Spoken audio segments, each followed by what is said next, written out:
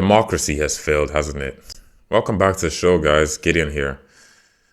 I honestly, at this point, feel that democracy has failed, but that is not an indictment on democracy as such because I don't really see many systems better than it.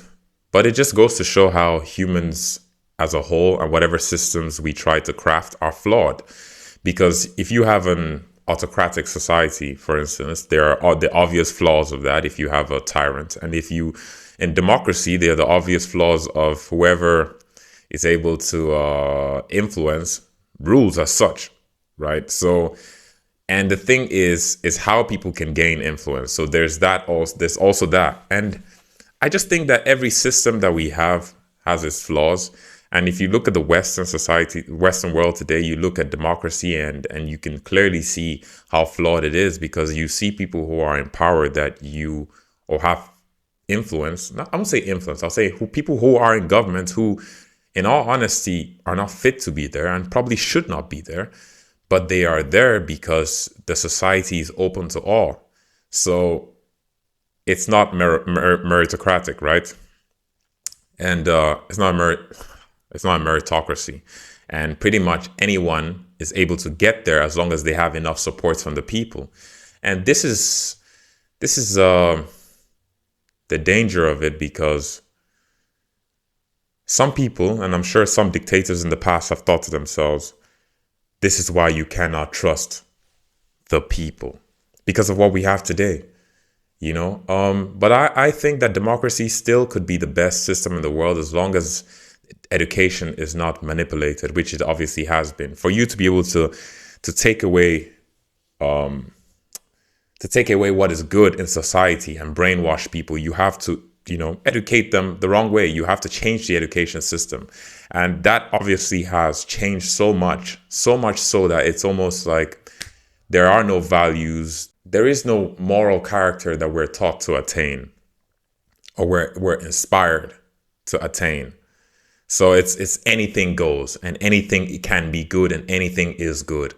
And it's very easy to see how chaotic this is and how chaotic it can be. But as an individual, when you are learning in such a system, it benefits you because it gives you the freedom to be whatever you want to be. But it's not beneficial to society, right? So it's beneficial to you, the individual, but not beneficial to society. So they're giving you what you want as an individual, but then again, leading society into a complete state of decadence. So it's all about you, self, what makes you feel good. Meanwhile, society is eroding, and the ultimate effect is that it's going to be bad for everybody. So the devil is very clever that way. He'll give you what you want at the expense of the general society, which then in turn will still be at your expense, ultimately. And you look at systems like Russia, for instance, and you see how people hate Putin in the West and they talk about him. They don't hate him because he's this madman or killer that they say he is. They just hate him because he's standing in their way. If they're able to spread this so-called brand of democracy to the whole world and they have no one interfering with them like Russia or China or whatever, then they can control the whole world easily. There's a certain group of people who have ideas for the world and how they feel the world should be run. And these people, they have already removed all consciousness of God. So they have no conscience. They're capable of doing anything. They're capable of sacrificing human life to achieve their objectives. And they have and will continue to do so where they can. And you have to understand and have no illusion of this fact.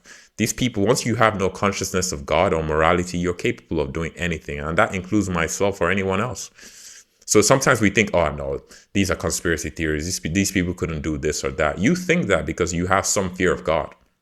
You may not even be a Christian or anything, but you have some fear of God at least, But these people don't have that. And for them to be able to wield power the way they wish to, they cannot have a conscience. And they would do anything. And people like Putin are just standing in their way. They talk about he's a killer and whatnot. These people have killed more people than you can believe.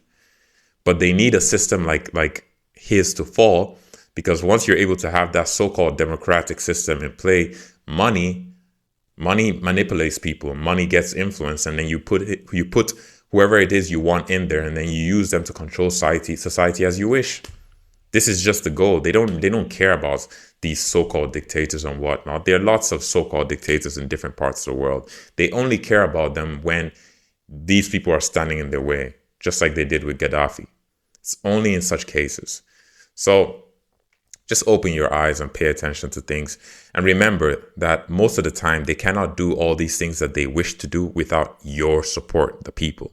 They need you and your emotions to be aligned with their objectives. So most of the time, be careful of this. They'll create false flag events that stir up certain emotions and ideals within you that make you yourself even want to fight for their objectives without even knowing what they are. It's a very insidious plan, but be attentive. Do not fall for it. Everything you see, watch carefully and prayerfully. And remember, above all else, and I mean this from the depths of my heart and soul, Jesus Christ is King of kings and Lord of lords. And everything the devil has planned will fail. Just make sure you don't fail with him.